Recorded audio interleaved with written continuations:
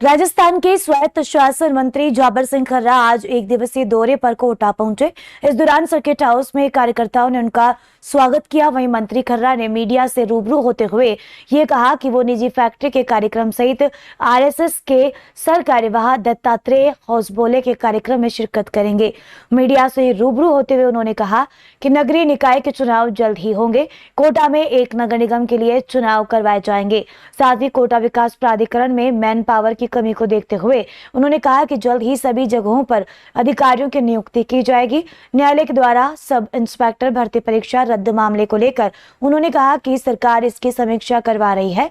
Chambal river front को लेकर उन्होंने कहा कि ये सरकार के लिए सफेद हाथी साबित हो रहा है। 2 करोड़ रुपए महीने का खर्चा, वहीं आमदनी कुछ भी नहीं है। उन्होंने कहा कि नगर निगम को एक करने का नोटिफिकेशन निकाल दिया गया है।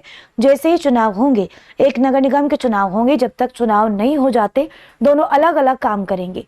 ग्रीन बॉल लाने के सवाल पर उन्होंने कहा कि इस पर विचार चल रहा है, जल्द ही हम उस पर आगे का काम करेंगे। सर्किट हाउस में कार्यकर्ताओं द्वारा श्यामनामा के द्वारा मंत्री से लगातार सवाल पूछे जाने पर वो नाराज हो गए। श्यामनामा ने मंत्री से रिवर फ्रंट सेकंड फेज को लेकर सवाल किया था। इसी के साथ ही अतिक्रमण को लेकर के भी मंत्री से सवाल किया गया था।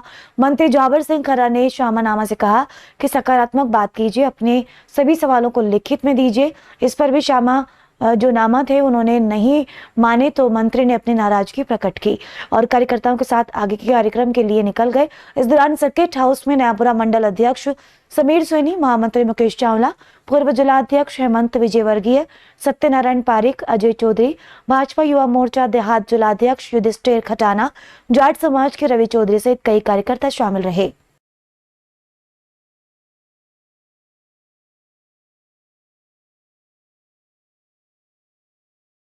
औद्योगिक इकाई का शुभारंभ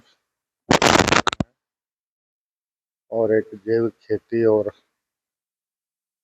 गायों की सेवा का प्रकल्प है, उसका अवलोकन करना है। देखिए, अभी बरसात का मौसम है और प्रकृति के सामने सब बेबस रहते हैं। जैसे ही मौसम साफ होगा, उसके बाद जितनी सड़कें क्षतिग्रस्त हुई हैं उनकी मरम्मत का काम है। बीच में जब मौसम साफ हुआ था तब थोड़ा सा सड़कें सुधारने का प्रयास हुआ था, लेकिन वापस प्रकृति मेहरबान होगी और भारी बरसात आपके क्षेत्र में विशेष रूप से हुई है, जिससे सड़कों को काफी नुकसान हुआ है। पूर्णतः उनकी मरम्मत का काम तो बरसात का मौसम समाप्त होने के बाद शुरू होगा। बाकी जैसे ही मौसम कुछ रुकेगा तो छोटा मोटा मरम्मत का काम शुरू करेगा। देखिए, अभी राजस्थान लोक सेवा आयोग से हमें 211 अधिकारी प्राप्त हुए हैं।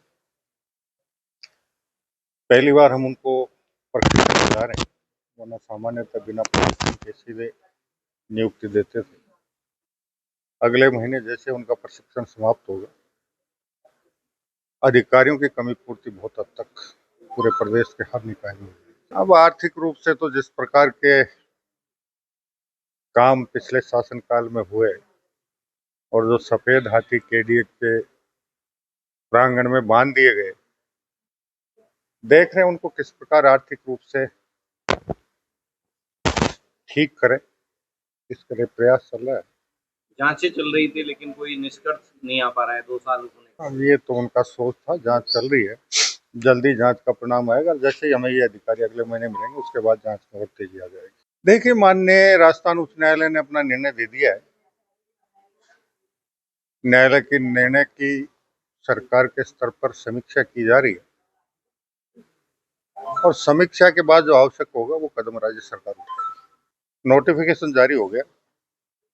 नहीं, वो एक जैसे ही चुनाव होंगे, एक नगर निगम के चुनाव होंगे, दोनों को एक करने का नोटिफिकेशन हम जारी कर चुके हैं, लेकिन उसमें शर्त यही है कि चुनाव तक ये दोनों नगर निगम काम करते रहेंगे और चुनाव एक नगर निगम का होगा और उसके बाद कोटा में, जोधपुर में और जयपुर में एक एक नगर निगम काम करेगा।